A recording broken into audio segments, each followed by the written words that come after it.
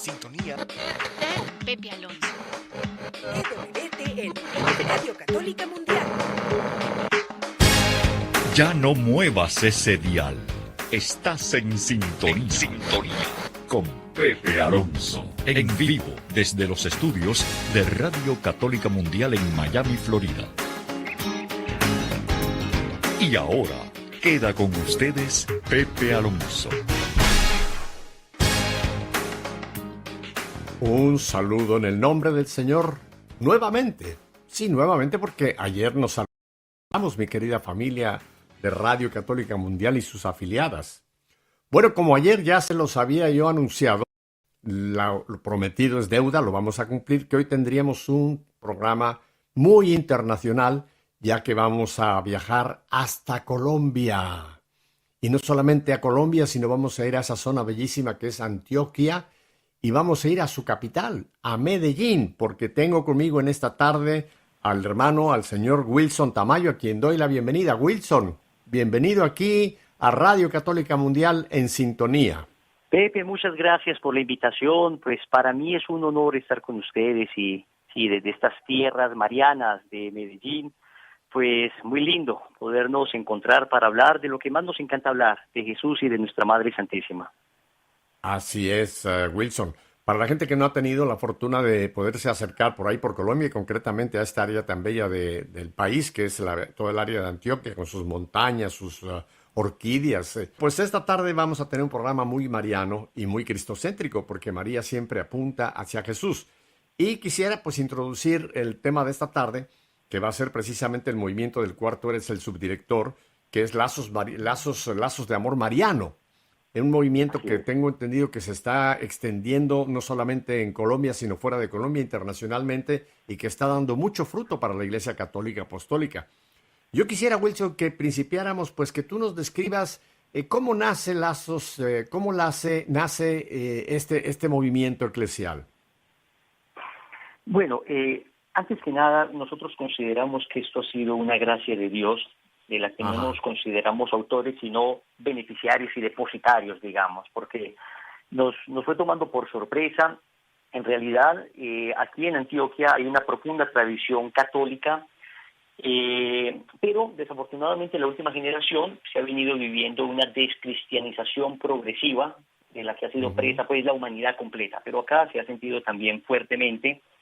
Entonces, en medio de esto, pues nuestras familias han sido católicas, de buenos principios, pero unos primos míos habían sido confundidos por unos hermanos separados sobre el tema de la Virgen María, que si era virgen, porque aparecen unos textos en las Sagradas Escrituras que parecieran indicar lo contrario, que habla de hermanos de Jesús. Entonces, estos primos empezaron a confundirse y le empezaron a preguntar a unas primas y a unas tías acerca de esto. Les preguntaban, miren, esto aparece en la Biblia. Entonces, claro, mis tías, muy religiosas, les encantaba orar, pero no con muy buena formación, pero les decían a mis primos, a ver, no digan esas cosas, miren, no se confundan, pero no sabían dar respuesta. Entonces fue allí donde una tía mía conocía a Rodrigo Jaramillo, que era un laico soltero, dedicado a la evangelización, y ella sabía que él hacía un rosario en una casa, un cenáculo de oración. Entonces llevó a mis primos allí. Esto sucedió el 14 de julio de 1999, 14 de julio.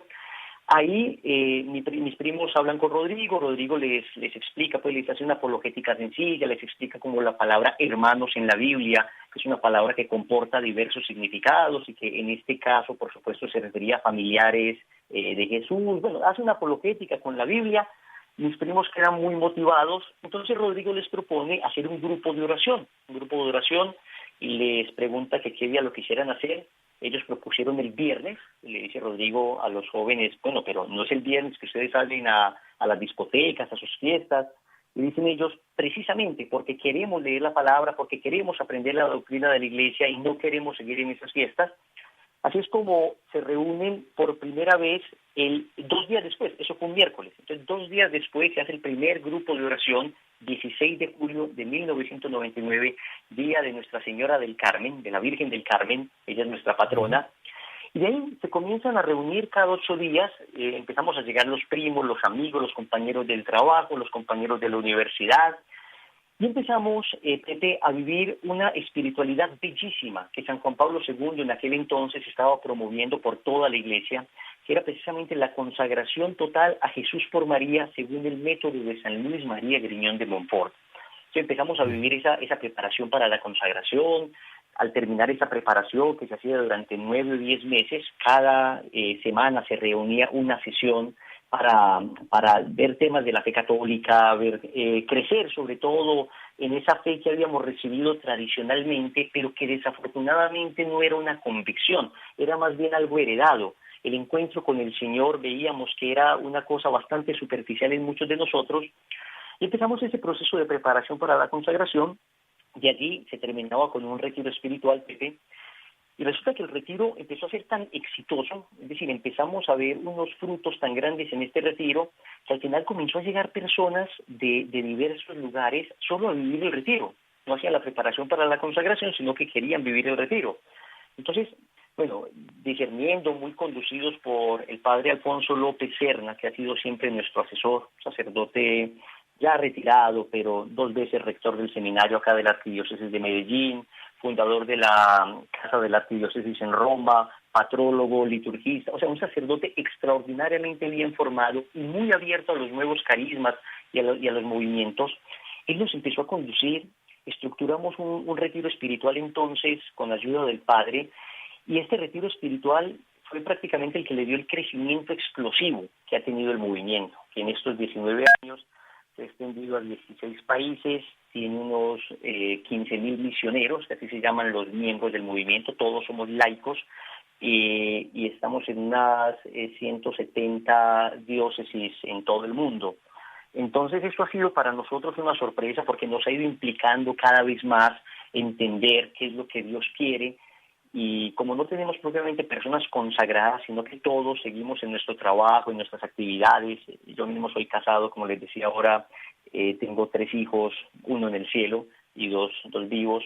Entonces nos ha implicado ir multiplicándonos, buscar cómo organizarnos para que por una parte se haga el apostolado y por otra parte podamos seguir en nuestro oficio diario, en nuestra labor cotidiana.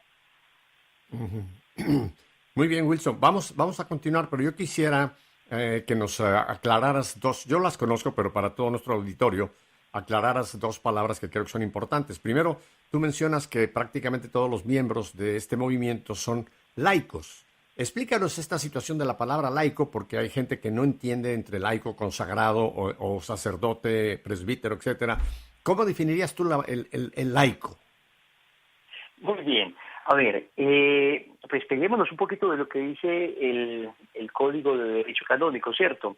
En el Código aparece que todos los bautizados somos fieles. Los bautizados somos todos cristianos fieles, ese es el bautizado. Pero luego, entre los bautizados existen diversos llamados, diversas vocaciones específicas.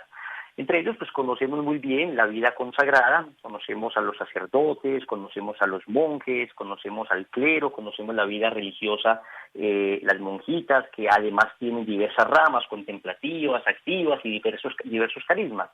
Pero luego estamos aquellos que no tenemos una vida propiamente consagrada en el sentido canónico de la palabra, sino que estamos llamados a ser sal de la tierra y luz del mundo. Allí en donde el Señor nos pone en nuestro trabajo, en nuestra universidad, en nuestra familia, con nuestros amigos, ser semilla del Evangelio y empezar a entender nuestra vocación misionera también allí. Entonces el Concilio Vaticano II nos dice en este bello documento Apostólica Macto Citatem cómo los laicos estamos llamados a esa misión allí donde muchas veces el clero no logra llegar. Es que uno se pone a pensar, Pepe, una parroquia con unos 27.000, feligreses, el sacerdote pues no logra llegar a los 27.000 feligreses, con las Eucaristías, con la administración de los sacramentos.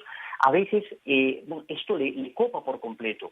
Entonces los laicos estamos llamados a ser esa rama apostólica y misionera de la Iglesia en esos lugares donde el clero no logra llegar, y a cristianizar estos ambientes, a poner sabor de evangelio a estos lugares a donde el Señor nos ha llamado. Entonces, en ese sentido, hablamos de laicos, de personas que no tienen propiamente ningún voto y ninguna consagración canónica, pero que asumen su compromiso bautismal, y ahí está la clave, asumir su compromiso bautismal para entenderse también ellos como misioneros. La misión no es exclusivamente del clero, no es exclusivamente de los religiosos, la misión es de todos. Correcto. Te agradezco mucho esta aclaración porque, y hay que dar gracias a Dios por Concilio Vaticano II, que efectivamente nos sacó a los laicos de esa posición que teníamos de infantilismo en la iglesia, ¿verdad? Pensábamos que todo lo tenía que hacer el sacerdote y que con nosotros asistir a misa, si es que asistíamos cada semana, y dar alguna limosna, ya habíamos cumplido con calentar banca, ¿verdad? Y qué bueno que la iglesia, efectivamente, a partir del año 65, cuando se concluye Vaticano, nos pega ese trompetazo y nos dice, hey chicos, déjense de estar ahí tomando lechita, es tiempo de que trabajen con la iglesia, y como tú ya lo acabas de definir, en la iglesia todos tenemos la misma dignidad, aunque funciones diferentes.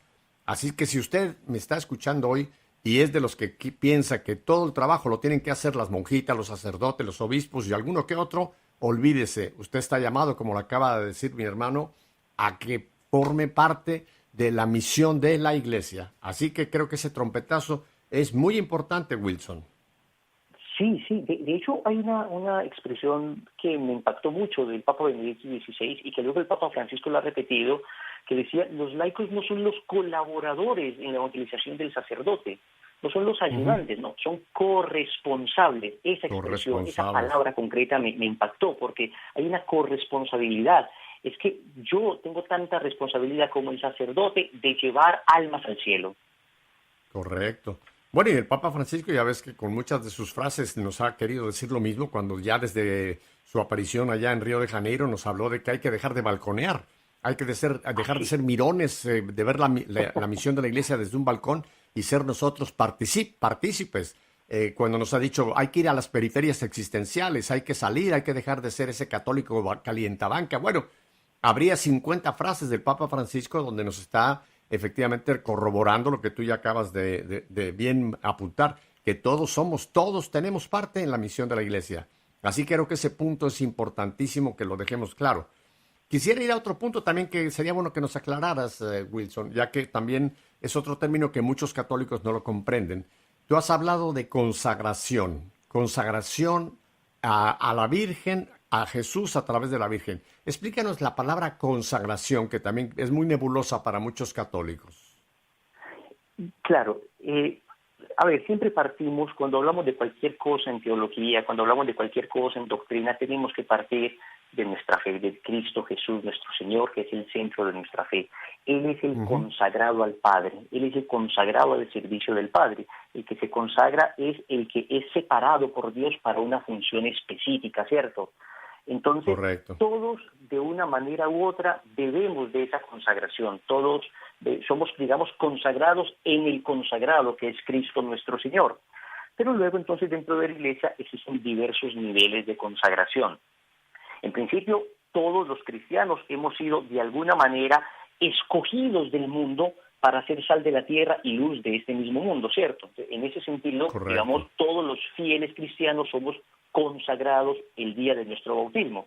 Y de hecho se nos consagra, precisamente se nos aplica esa unción de la consagración. El santo óleo nos consagra a nosotros como cristianos. Ahora, dentro de esa consagración, repito, hay personas que pueden participar de diversas maneras de ese Cristo consagrado al Padre. Entonces, hay unos que dentro de la vida cristiana son llamados por Dios a una consagración sacerdotal, a una consagración a la vida religiosa, a una consagración a la vida monástica. Entonces, en ese sentido, el Código de Derecho Canónico, que es el conjunto de normas y deberes que rigen a los fieles cristianos, los católicos tenemos una iglesia bellísima, porque es una iglesia bastante estructurada, es una iglesia cuya estructura está en función de la evangelización, contrario a lo que muchas personas piensan. Y allí el Código de Derecho Canónico habla de esa consagración. Pero luego el resto de bautizados que no tenemos una consagración propiamente a la vida sacerdotal, ni una consagración que nos aleje, digamos, de las situaciones humanas, del mundo en el sentido de las estructuras, también estamos llamados a vivir esa primera consagración que es nuestro bautismo. Entonces San Luis María Griñón de Montfort, un santo del siglo XVII, santo francés, extraordinario santo, escribe un librito bellísimo, El Tratado de la Verdadera Devoción a la Santísima Virgen María. Y en este libro él explica cómo los bautizados estamos llamados a renovar conscientemente nuestros compromisos bautismales. Y es una cosa visionaria, Pepe, porque después del Concilio Vaticano II ha sido una permanente insistencia en todos los documentos de la Iglesia la necesidad de renovar nuestros compromisos bautismales, de ir a las fuentes, de ir a nuestros orígenes, de entender que somos consagrados por el bautismo.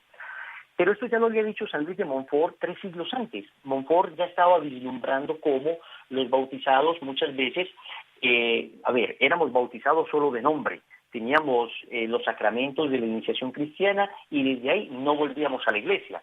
Entonces Montfort, de manera visionaria, dice, hay que renovar conscientemente estos compromisos bautismales de la mano de nuestra Madre Santísima. Y es allí donde él habla de la verdadera devoción a la Santísima Virgen María o de la consagración total a Jesús por María. Utiliza indistintamente ambas expresiones para decir el verdadero devoto de la Virgen es aquel que ha asumido su consagración bautismal con seriedad y se siente llamado a ser, otra vez, sal de la tierra y luz del mundo.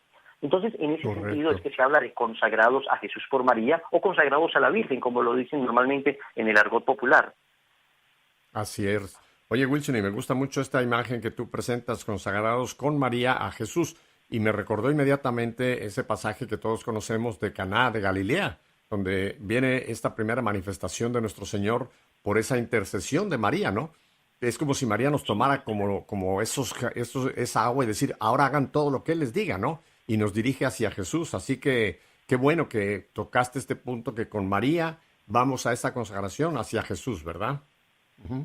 Sí, por supuesto, porque finalmente es una consagración cristocéntrica, es una consagración trinitaria. Y la Santísima Virgen María es precisamente la que en sus manos nos lleva a Jesús. ¿Quién más cristocéntrica que María? ¿Quién más enamorada de su Hijo que esta Madre Santísima? Y se resume, digamos, lo que han llamado tradicionalmente el Evangelio de María en esas palabras de Juan capítulo 2, versículo 5, hagan lo que Él les diga. Ese es un consagrado a Jesús por María, el que vive esas palabras, el hacer lo que Él os diga, que es el resumen de la vida. No, y hay que recordar también esos últimos momentos de la vida de Jesús allí en el Calvario, ¿no? A punto ya de entregar su vida, cuando ve al discípulo amado Juan y le dice, mujer, aquí tienes a tu hijo, y luego a Juan le dice algo importantísimo, hijo, aquí tienes a tu madre. Y ese papel de madre de María, creo que para muchos católicos no lo acabamos de captar, la magnitud que eso implica, no solamente por la dignidad que ella tiene de ser madre de Dios, madre del Salvador, sino madre de cada uno de nosotros, ¿no? Y como buena madre siempre quiere lo mejor para nosotros y por eso nos toma de la mano cuando venimos en esta entrega o consagración hacia Jesús y nos acompaña a llegar a ese punto de decir, aquí quiero... Y otro punto que me gustó mucho fue lo que dices tú de renovar nuestro bautismo, lo que pasó. La mayoría fuimos bautizados muy de niños y nos hemos olvidado de lo que ahí sucedió. Pero qué bueno que el Papa Francisco, te recuerdas que hace no mucho, en una de esas audiencias ahí, creo que fue un miércoles, dijo que hay que recordar el día de nuestro bautizo y celebrarlo más que el día de nuestro nacimiento cuando salimos del vientre de mamá. Porque el día en que recibimos ese sacramento, nacimos a la iglesia, nacimos a Dios, y que deberíamos recordar la fecha y tener una gran alegría y celebración cada vez que cumplimos años de ser bautizados, ¿verdad? Qué hermoso que el Papa Francisco nos ha dado esa luz para reconocer la magnitud del sacramento y lo que implica para cada uno de nosotros. Sí, bueno, te cuento, Pepe, que yo acabo de cumplir años ahora el 18 de septiembre, pero la verdadera alegría mía, digamos, el verdadero momento de celebración va a ser el 6 de octubre. El 6 de octubre, el día de San Bruno, fui bautizado, entonces yo renuevo mis compromisos bautismales ese 6 de octubre. San Bruno fue nada más y nada menos que el fundador de los cartujos, por allá en el siglo XI. Sí. Entonces, los consagrados tenemos mucho esa conciencia. De hecho, Montfort dice que uno de las acciones, digamos, que el consagrado debe hacer es celebrar precisamente ese día de su bautismo, tener una enorme claridad de que allí, digamos, el nacimiento a la gracia fue todavía más extraordinario que el nacimiento a la vida biológica. Y eso es precisamente lo que acabas de decir, Pepe, porque, por Dios, lo que recibimos allí, el momento en que por nuestras venas dejó de circular simplemente nuestra sangre y empieza a circular la sangre de Cristo gracias al bautismo, eso es un acontecimiento extraordinario, que si tuviéramos conciencia de ello, entonces, Pepe, el mundo verdaderamente cambiaría y la fe de la Iglesia en medio de esta crisis que estamos viviendo se renovaría inmediatamente con la conciencia del compromiso bautismal. Y podemos decir también que la crisis de la Iglesia hoy es precisamente haber descuidado esos compromisos que asumimos el día de nuestro bautismo. Por eso encontramos que la consagración, Pepe, es una respuesta a este momento de crisis que estamos viviendo como Iglesia. Es muy cierto lo que está diciendo Wilson, porque para muchísimos bautizados piensan que el día de su bautizo fue el día que le pusieron un nombre. Juan, María, Pedro, Lupita, etc. Ese es todo lo que piensan que ocurrió en el bautizo, que le pusieron un nombre y no se dan cuenta de lo que implicó ese sacramento tan de iniciación, ¿no? Que después se complementa con la confirmación y más tarde con la Eucaristía. Así que si tomamos conciencia de la importancia de lo que ocurre en cada uno de nosotros, creo que, bien lo apuntas tú, estaríamos viendo otra iglesia en este momento, Wilson. Claro, y como somos conscientes, Pepe, de nuestra debilidad, de que todos somos frágiles, por eso insistimos por esta consagración en tener a María, nuestra Madre. Ahora tú nos retratabas ese bellísimo pasaje de Juan en el capítulo 19, en el versículo 25, cuando el Señor le dice a Juan, hijo, te la doy por madre, y luego le dice a la Virgen, mujer, ahí tienes a tu hijo.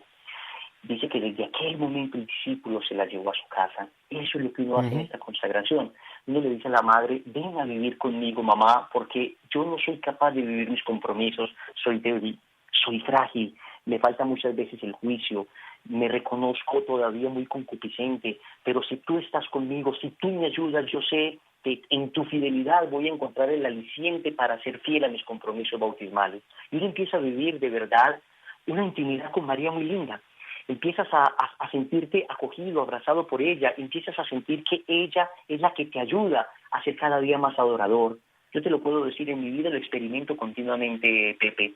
Yo siento la presencia de nuestra Madre, y más allá de la sensibilidad meramente exterior, no, es como una experiencia envolvente de mi realidad, donde yo veo que Nuestra Señora me aleja de peligros morales, de peligros incluso corporales, en el orden temporal también, pero me acerca cada vez más a la adoración del Santísimo, me inspira devoción por la Eucaristía. En medio de estos escándalos que estamos viviendo, en vez de uno salir huyendo, se siente más llamado como a amar más esta iglesia, a entregarse más por ella, a buscar como más personas se sumen a esta ayuda de la iglesia en medio de la crisis que vive. Yo estoy seguro que esto se debe a la cercanía de nuestra Madre Santísima.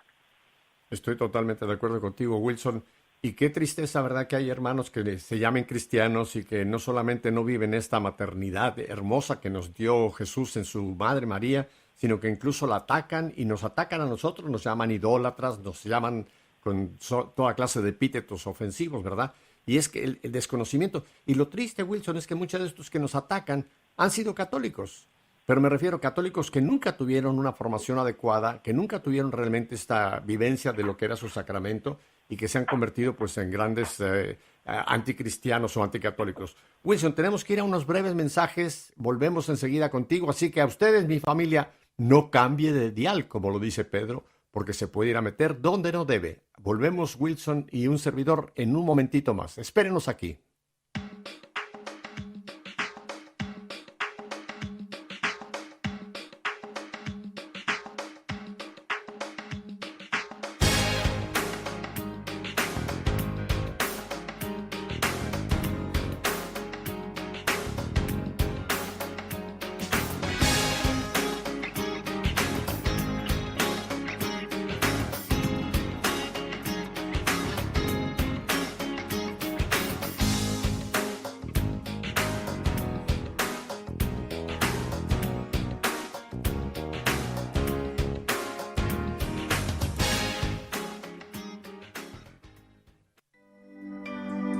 Hola queridos amigos, soy la hermana Teresa de Jesús de las Comunicadoras Eucarísticas del Padre Celestial de Colombia, y en este día quiero compartirles acerca de lo que es la vocación, ese llamado del Señor que a todos nos hace, sea para la vocación religiosa o para el matrimonio o a llevar una vida de laico consagrado. Bueno, muchas de las personas dicen, pero es que a mí no me enseñan cómo escoger una vocación y no estoy seguro si es lo que el Señor me está pidiendo.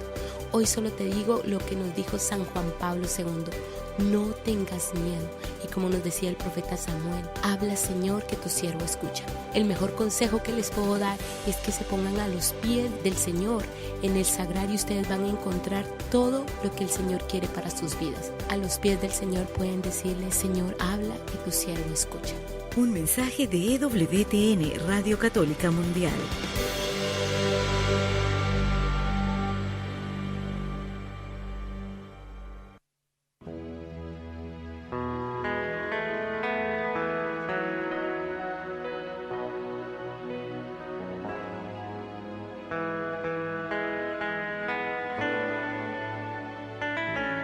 Feliz el hombre que se dedica a la sabiduría y se hace preguntas hasta que tenga respuestas, que interioriza los caminos de la sabiduría y reflexiona en sus secretos, que la persigue como el cazador acecha sus pasos, atisba por sus ventanas y escucha a sus puertas, acampa junto a su casa y fija sus estacadas junto a sus murallas.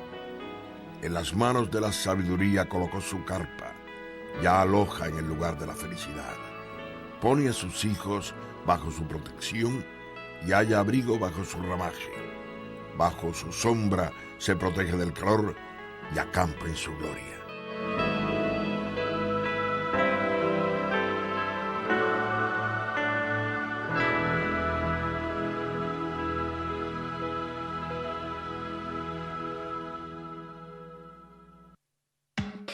Y ahora continuamos en sintonía con Pepe Alonso.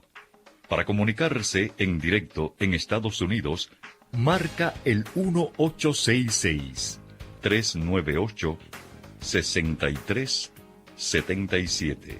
Desde cualquier otro país, marca el código para Estados Unidos y el número 205-271-2976. Gracias Pedro de Acevedo. Bueno, si usted recién está en sintonía con nosotros, estoy teniendo un programa internacional ya que estamos conectados con nuestro hermano en Cristo, Wilson Tamayo, desde Medellín, Colombia. Bueno, Wilson, pues volviendo al tema, ya que creo que ha quedado claro lo que es el laico y ha quedado muy claro lo que es esta consagración, ahora cuéntanos del carisma propiamente de este movimiento del cual tú eres el subdirector. Gracias, Pepe. Mira, el carisma del movimiento lo fuimos descubriendo con el tiempo. Inicialmente teníamos, como les contaba ahora, un grupo de oración, después los retiros comenzaron a traer gente al grupo de oración, empezamos a dictar estos retiros en otras ciudades, en otros países, siempre con el auspicio de los señores obispos, y fuimos dándonos cuenta que el Señor nos estaba llamando a tomar conciencia de la misión bautismal. De hecho, al principio nos llamábamos servidores y creo que por una inspiración que tuvo el fundador, me parece una cosa bastante acertada, él dijo, no, servidores es una palabra muy linda, pero yo creo que el Señor nos está llamando a ser misioneros. Estábamos justo en ese contexto del documento de Aparecida, que nos llamaba a ser discípulos y misioneros, o discípulos misioneros, y luego...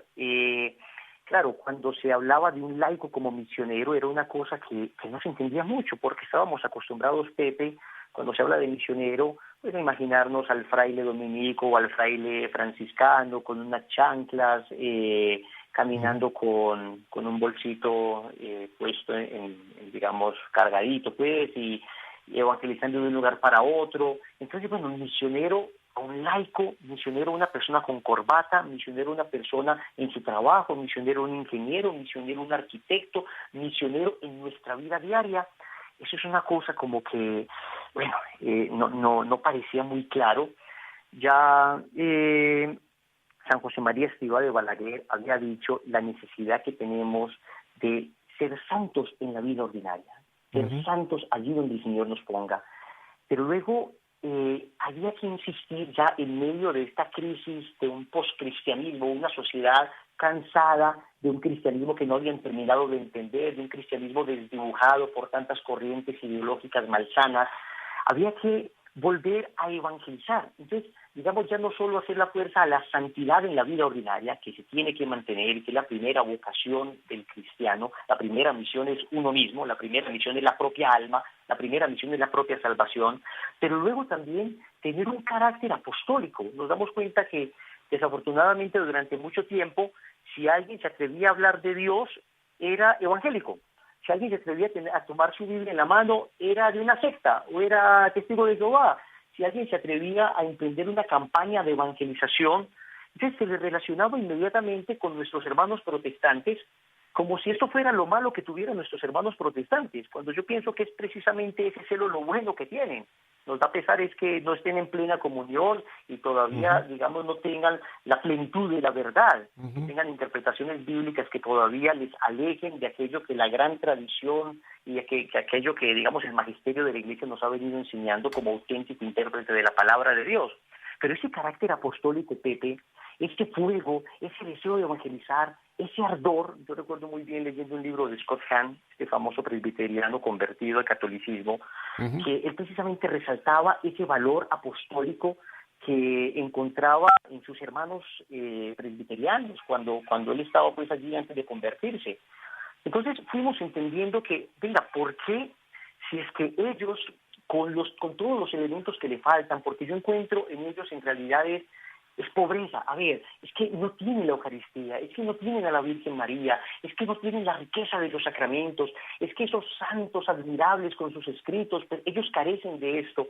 Uno dice, si aún con lo poco que tienen hacen ese trabajo apostólico, ¿por qué, Pepe, los católicos que tenemos esta riqueza sobreabundante, esta gracia desbordante, por qué no nos atrevemos a ir más allá? ¿Por qué no nos atrevemos a hablar de Dios allí cuando estamos en el bus, allí cuando estamos en el avión, allí cuando tomamos un taxi, allí a nuestro compañero del trabajo, de la universidad, allí a este familiar que se encuentra triste y deprimido? ¿Por qué relegamos la fe exclusivamente a las cuestiones parroquiales, exclusivamente a los ámbitos intraeclesiales? Entonces fuimos viendo esto y yo creo que el carisma del movimiento que fuimos entendiendo es ese decidido celo apostólico, esa plena disponibilidad apostólica que nuestro fundador ha tratado de marcar en el alma de todos aquellos que pertenecemos a esta asociación privada de fieles. Es, por Dios, tenemos una riqueza. Pepe, haz de cuenta que estamos en un desierto y nosotros tenemos agua en abundancia mientras la gente se muere de sed. ¿Cómo vamos a quedarnos con esta agua purísima, limpia, esta agua sabrosa para nosotros solamente? Es una responsabilidad que tenemos de llevarla a otras personas, de que otros puedan beber de esta fuente del agua viva que es Jesucristo mismo, nuestro Señor. Entonces, ese celo apostólico, sí, precisamente es, digamos, el foco, el corazón del carisma del movimiento. Somos misioneros allí donde estemos, y no solamente cuando nos ponemos una camiseta, cuando tenemos una medalla, o solamente en nuestros ambientes y en nuestras reuniones. No, allí donde estamos hay una palabra de evangelio que se puede dar a la persona con quien estamos. Correcto, Wilson.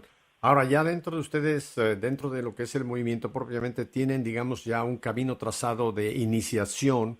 Como una persona, vamos a poner el señor Juan Pérez en Bogotá, Colombia, quisiera entrar a esta corriente misionera de Lazos de Amor. ¿Cuál es el proceso que ustedes tienen ya establecido, Wilson? Muy bien, Pepe. Ordinariamente las personas comienzan con un retiro espiritual. Es un retiro muy carismático, muy cristocéntrico, donde se lleva a la persona primero a un encuentro consigo mismo, un encuentro con Dios y después a una comunión con los hermanos. Después de que sale de este retiro, hacemos acá retiros espirituales. Cada semana se hace un retiro espiritual. A lo largo de estos 19 años, cerca de 1 millón de personas han podido participar en estos retiros espirituales. Es un trabajo muy intenso cada 8 días. Sale la persona del retiro espiritual y comienza su proceso de preparación para la consagración. Permíteme detenerte un segundito aquí, porque creo que este punto que acabas de ya marcar es importantísimo. Volviendo un poquito al documento que tú ya mencionaste, el documento de Aparecida, cuando habla del proceso que se debe seguir en la iglesia, si no me equivoco, creo que es el número 278, menciona que el primer paso de todo proceso tiene que ser el querigma, o sea, este encuentro personal con Jesús, y que desgraciadamente ya lo usamos desde el primer segmento, hay muchísimos católicos que han sido catequizados pero no han sido evangelizados y no han tenido realmente esta guía a llevar su vida a un momento de libertad personal, de esta entrega, de este encuentro personal con Jesús. Yo estoy de acuerdo contigo, Wilson, que si no ha habido este encuentro personal con Jesús y queremos construir, estamos haciendo lo que sería construir sobre el segundo o tercer piso sin haber puesto el cimiento y, como dice el mismo documento, estaría destinado al fracaso. Y creo que en esto hay que reconocer nuestra mea culpa en la Iglesia. Hemos sido muy buenos catequistas, pero nos habíamos olvidado de la parte del querigma, de la evangelización, y yo me uno contigo a decir gracias a estos hermanos evangélicos que ellos nunca perdieron este sentido de la importancia de la evangelización, de llevar a la persona a su encuentro con Jesús. Qué bueno que nosotros tenemos todo lo que tú ya has mencionado, que es todo lo que continúa, la catequesis, etcétera. Así que ese punto, ese retiro, yo creo que es el retiro clave para después entonces ya estar en condición de continuar en el proceso. Síguenos hablando del proceso, pues, Wilson. Sí, Pepe, pues precisamente con base en ese numeral que mencionaba del documento de Aparecida 278, que habla precisamente del proceso de formación de los discípulos misioneros, los dos primeros ítems, que es el encuentro con Jesucristo y después la conversión, es precisamente lo que se busca con este retiro querigmático. Una vez la persona ya tiene ese encuentro con el Señor, da esa respuesta, porque siempre la conversión es una provocación del Señor. El Señor provoca esa respuesta que finalmente la persona va a dar. Lo que dice el documento de Aparecida es que ya viene un discipulado. Ese discipulado dentro del movimiento se hace a través de la preparación para la consagración a Jesús por María, según el método de Montfort. Nosotros no somos propiamente montfortianos, pero digamos tenemos el aval de la familia montfortiana desde Roma para hacer estas preparaciones para la consagración. Nosotros expusimos el proceso que llevábamos y ellos en una carta nos dicen que el movimiento interpreta auténticamente el espíritu de la consagración montfortiana, porque queríamos estar seguros de estar haciéndolo correctamente, debido a que surgió espontáneamente, ¿no? El viento sopla de donde quiere y oye su sonido, pero no sabemos de dónde viene ni a dónde va. Entonces así es el soplo del Señor, surge espontáneamente por acá o por allá. Y para cerciorarnos de que interpretábamos auténticamente el espíritu montfortiano, pues nos fuimos a la Casa General de los Montfortianos y allá tuvimos pues la revisión de todos los procesos y la encontraron acorde, digamos, a lo que establecía Montfort. Este proceso de discipulado, Pepe, es la consagración total a Jesús por María que propone Montfort en el tratado. Son 33 lecciones. Las primeras 12 lecciones, dice Montfort, son las lecciones para vaciarse del espíritu mundano, vaciarnos de toda esa lucha desesperada por adquirir placer, poder y tener de manera desordenada, la lucha ascética contra el pecado, el conocimiento de las postrimerías y las realidades últimas del hombre, el tema de la necesidad de aprender a defendernos, cuáles son las armas que el Señor nos da para defendernos en medio de esta situación, basados en la armadura del Señor. Se habla también un poco de temas actuales como el tema de la nueva era, el tema de la ideología de género, porque esta primera parte de la consagración es vaciarnos del espíritu del mundo. Una lección, Pepe, cada semana. Después vienen... Esta primera etapa, Wilson, porque nosotros, tú sabes, aquella imagen del vaso, ¿no? Si yo tengo un vaso que lo tengo lleno de barro, por llamarlo de una forma, y yo quiero llenarlo, tengo que vaciar lo que no quiero tener para que después yo pueda traer lo que sí debo de tener en ese vaso. Así que me parece genial que empiecen ustedes por esas 12 semanas de este vaciado del mundo, del cual en una u otra forma todos tenemos una gran contaminación. Síguenos contando, Wilson. Eso en realidad es una idea de Montfort, de este santo francés que repito, es visionario el hombre, porque precisamente le encontraba eso. A pesar de que ya hacíamos el retiro de conversión, pues todavía hay muchas cosas que no solo basta un retiro, sino que se requiere un proceso de 2, 3, 4 meses para ir vaciándose, para ir soltando todo eso. Pero una vez se limpia ese vaso, uno tiene que empezar a conocerse a sí mismo, empezar a conocer, cuáles son los defectos, el defecto dominante, cuáles son los vicios con los que tengo que luchar, cuáles son las virtudes que el Señor me ha regalado, las virtudes naturales adquiridas y las virtudes sobrenaturales que con la acción de la gracia han ido creciendo. Entonces ahí en esas 7 lecciones posteriores se habla de todos estos temas, la razón de existir, la razón de la fe cristiana, quiénes somos, cuál es la misión a la que estamos llamados, se hace un poquito de estudio de la antropología cristiana, una aproximación, digamos, de la antropología personalista de San Juan Pablo II, para poder entender luego el tema de la sexualidad desde la teología del cuerpo y desde una aproximación muy positiva pero muy realista de la realidad, valga la redundancia, cristiana. Se habla del tema de la tibieza espiritual, se habla del tema de la oración, se habla del tema de la mortificación, del sentido salvífico del dolor y del sufrimiento. Entonces, son temas que son muy catequéticos, pero que desafortunadamente nos encontramos que personas muy católicas durante años pues tenían unos profundos vacíos a este respecto, Pepe. Es decir, no entendían el valor salvífico del sufrimiento, la mortificación era una cosa extraña, el tema de la oración pues se entendía muy vagamente, solamente se practicaba, por ejemplo, una de las expresiones de la oración que es la vocal, pero nunca se hacía meditación y nunca se hace contemplación. Entonces, todo ese tipo de cosas en las 7 lecciones siguientes. Entonces, 12 lecciones para vaciarse del espíritu del mundo, 7 lecciones para conocerse a sí mismo. Después vienen otras 7 lecciones, Pepe, para conocer a María. Y ahí es donde se adentra uno en el tema propiamente de la devoción mariana, porque Montfort habla de las falsas devociones a Nuestra Señora. Tú ahora mencionabas de hermanos católicos que atacan a otros católicos que porque son muy devotos de la Virgen. Pues San Luis de Montfort precisamente habla de 7 falsas devociones, y entre ellas están los devotos críticos. Dice Montfort, lo critican todo y no creen en nada. Así los define él. Y se refiere a católicos, que lo único que hacen es criticar la devoción mariana. Les parece que tener una medallita, que rezar el rosario, que leer un libro de la Virgen, que celebrar una Eucaristía en honor a nuestra Madre, son cosas muy pías, muy devocionales para gente medio ignorante, gente, dicen ellos, que no ha madurado suficientemente su fe. Entonces, Montfort habla de esto y dice, cuidado con estas falsas devociones, y menciona otros, los devotos escrupulosos, y dice que son los que temen desplazar al hijo por honrar a la madre, sin saber que precisamente nuestra madre es camino para llegar a su hijo. Y él habla de que la Virgen María es un camino fácil, corto, perfecto y seguro para llegar a Cristo, que es el camino para llegar al Padre. Nunca dice Montfort que con María llegamos al Padre, no. Con María vamos a Jesús y ya con Jesús vamos al Padre. Entonces, se desarrolla todo esto, se hace apologética mariana, Pepe, porque ahora tenemos a muchos hermanos católicos confundidos.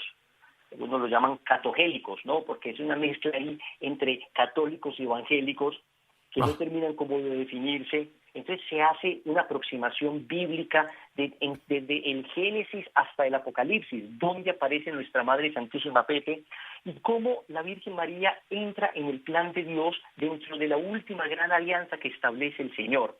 Voy a tratar de resumir un poco porque yo creo que esto es bellísimo y vale la pena conocerlo. El Señor comienza una serie de alianzas, primero con una pareja, Adán y Eva, luego con una familia, la familia de Noé, luego con una tribu, la tribu de Abraham, luego con un pueblo, el pueblo de Moisés, luego con un reino, el reino de David, y finalmente con Jesucristo, que ya es con todo el mundo. Son alianzas que van creciendo progresivamente, de una pareja al mundo entero. Y cuando uno ve el Nuevo Testamento, Pepe, uno se da cuenta que la alianza se entiende en términos familiares. Jesús no viene a decirnos que Dios es Yahvé como en el Antiguo Testamento, aunque no desconoce que sea Yahvé, pero nos viene a decir que Dios es Padre. Mateo capítulo 6, versículo 9, cuando oréis decir Padre. Luego Él nos dice que Él es el Hijo. Allí en Juan 3:16, tanto amó Dios al mundo que entregó a su Hijo único para que todo el que crea en Él no perezca, sino que tenga vida eterna. Luego dice que nosotros somos sus hermanos. Allá en la carta a los Hebreos, en el capítulo 2, versículo 11, dice que el Señor no se avergüenza de llamarnos hermanos. Entonces ya tenemos al papá, tenemos al hijo, tenemos los hermanos. Entonces yo le preguntaba una vez, Pepe, te lo cuento como anécdota, a una señora que nos ayudaba en la casa, evangélica, ella, muy querida, muy buena evangélica, le decía, se llama Gloria, le decía, Gloria, ya hay papá, ya hay hermano, ya hay hijo, ya somos hermanos, ¿qué falta para que la familia esté completa? Y ella misma me decía, la mamá.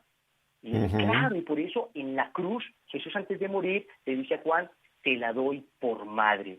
Y después de esto, dice el Evangelio de San Juan, Jesús dice, todo está cumplido.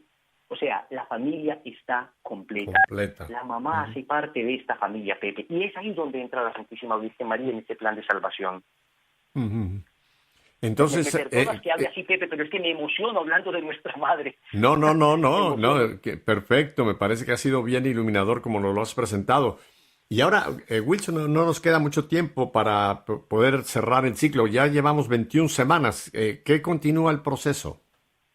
Faltan las últimas 7 semanas, que es conocimiento de Jesucristo. Como lo puso estratégicamente al final, él dice, porque Cristo es nuestro fin, hacia Él es que vamos, todo el recorrido es para llegar a Jesús, no nos quedamos con María. Y allí en el conocimiento de Jesucristo se habla precisamente de la vida sacramental, el valor redentor de la cruz, se habla, sobre todo se dedica mucho tiempo a la Eucaristía, porque entendemos que si la persona no queda con la Eucaristía, entonces finalmente no quedó bien consagrada. Son 2 pilares que proponía San Juan Bosco, que vio en su sueño, que fueron los pilares sobre los que se sujetó la Iglesia, que era una gran barca, y en un pilar se encontraba la Eucaristía y en otro pilar la Virgen María. Estas 2 grandes devociones, la devoción eucarística y la devoción mariana, que se unen finalmente en esta consagración. Y se termina, Pepe, con una Eucaristía solemne, todos van vestidos de blanco, con una cadenilla que expresa precisamente como esa esclavitud mariana, dice San Luis de Montfort, y una medallita, utilizamos nosotros ordinariamente la medalla milagrosa, y en esa Eucaristía se hace ya ese acto de consagración. Finalmente todo lo anterior es la preparación. La consagración propiamente se da en esa Eucaristía solemne, y la consagración es un acto de la voluntad. La persona ahí se entrega a Jesús por medio de María y se compromete a renunciar al mundo, el demonio y a la carne, a entregarse completamente a Jesucristo, viviendo su evangelio y sus compromisos bautismales por medio de María. Y ahí ya la persona está consagrada. Está consagrada. La consagración. Claro, Wilson. Ahora, tengo entendido que tú pronto estarás aquí por tierras de Norteamérica para dar precisamente un pequeño congreso, conferencia en la ciudad de Nueva York. Cuéntanos brevemente qué es este evento que ya estás a punto de embarcarte hacia acá. Sí, Pepe, va a ser un congreso de consagrados y futuros consagrados, va a ser en Nueva York. Lo vamos a tener el sábado 13 de octubre de este año, sábado 13 de octubre. Va a ser ahí pues en Nueva York, en Castle Royal, es el lugar, digamos el auditorio donde vamos a estar. Es un auditorio para unas 800 personas y pues entiendo que ya hay unas 500 personas ya inscritas al Congreso. Si me permites, Pepe, doy unos teléfonos donde pueden llamar a claro. los que estén interesados. Déjame te hago una pregunta. ¿Este congreso es abierto al público o es más bien para ya personas que han pasado por el proceso, por todo el proceso de formación previa a la consagración? Es abierto al público, porque en realidad muchas personas empiezan la preparación para la consagración y luego van al retiro, ¿cierto? Inicialmente el retiro es el que dispone a la consagración, pero muchas personas empiezan con la preparación para la consagración y luego hacen su retiro. O sea que es abierto a todo católico que nos quiera acompañar y quiera conocer más a nuestra madre y conocer en qué consiste esta bellísima consagración. Está abierto para todo el mundo, Pepe. Pues entonces danos los teléfonos donde cualquier persona, me imagino, sobre todo que vive en este país y tenga facilidad, pueda contactarlos para poder asistir en este día de octubre. 13 de octubre dijiste, ¿verdad? Sí, sábado 13 de octubre, va a ser desde las 8 de la mañana hasta las 8 de la noche. Hay un teléfono, el 914-776-4135. 914-776-4135. Ahí pueden averiguar pues todos los datos sobre el Congreso. Doy uno más, por si de pronto este no contesta, es 908-472-2310. 908-472-2310. Ahora, Wilson, en los par de minutos que me quedan, yo quisiera hacerte una pregunta que sé que está en la mente de mucha gente. Y la persona que tenga interés la persona que vive en Texas o que vive en Australia o que vive en Japón o que vive en España y tiene interés en conocer esto, ¿dónde pueden contactarlos para poder tener, una luz para moverse dentro de esta visión que el Señor les ha entregado? Bueno, Pepe, tenemos nuestra página web www.lazosdeamormariano.net o simplemente ponen en Google Lazos de Amor Mariano y ahí les va a salir toda la información. Pero acabamos de desarrollar también una aplicación web y una aplicación móvil para las personas que en cualquier parte del mundo quieran hacer su preparación para la consagración. Entonces la descargan, se llama la aplicación Conságrate. Conságrate por ahora solamente está en Play Store para dispositivos Android o en la página www.consagrate.org. Entra directamente a través del explorador, los que tengan iOS, ¿no? Los que tengan celulares iPhone. Y ahí aparece todo el proceso, Pepe, porque están las lecciones, cada lección se te va explicando, está el video, está el texto, incluso aparecen unas prácticas y automáticamente la persona se inscribe, valida su correo electrónico y se le asigna automáticamente un acompañante vía WhatsApp, que es un misionero de lazos en cualquier parte del mundo, que va a estar asesorándolo en lo que necesite. La persona puede hacer toda su consagración con la aplicación y al final se le explica a la persona cómo puede ir a su propia parroquia después de hacer todo este proceso. No tiene que ser una lección por semana. Si uno lo hace por la aplicación, puede hacer si quiere una diaria. Ya cada cual establece un ritmo.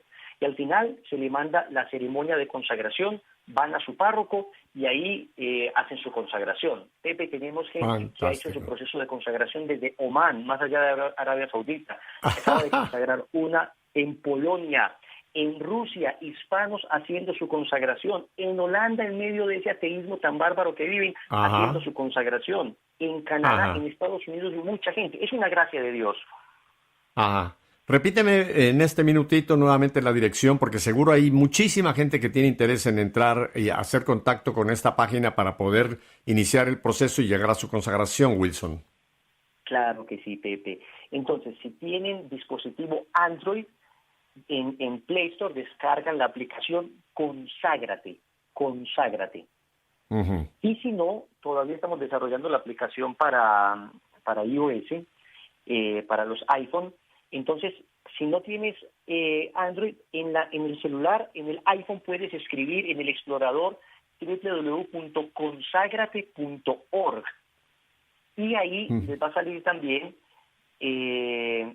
toda la consagración y donde pueden hacer perfectamente pues como el proceso sin ningún problema, ¿cierto? O sea, sea en cualquier dispositivo lo pueden hacer, se inscriben, pueden desde su computador también, ahí simplemente les piden un registro de correo electrónico, nombre, una clave, ingresan, es completamente gratuita, Pepe, por eso no se cobra nunca nada, la consagración es gratuita para todo el que quiera ir, es abierto a todo el mundo la consagración. Bueno, Wilson, pues el tiempo se nos ha ido, muchísimas gracias, mi hermano, por este precioso mensaje que nos ha dado en esta tarde, espero pronto tenerte algún día en EWTN, en nuestra fe en vivo, así que gracias, Wilson.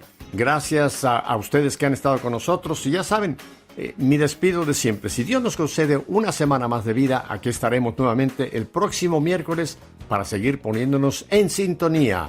Hasta entonces.